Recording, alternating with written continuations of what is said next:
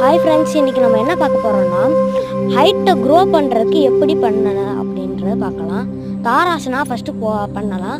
அங்கிட்டு இங்கிட்டு போயிட்டு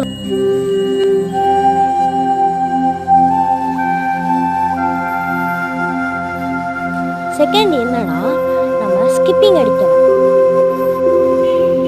ஸ்கிப்பிங் அடிச்சுக்கிட்டே இருக்கணும், 100 அடிக்கணும். தேர்ட் என்னன்னா ரன்னிங்.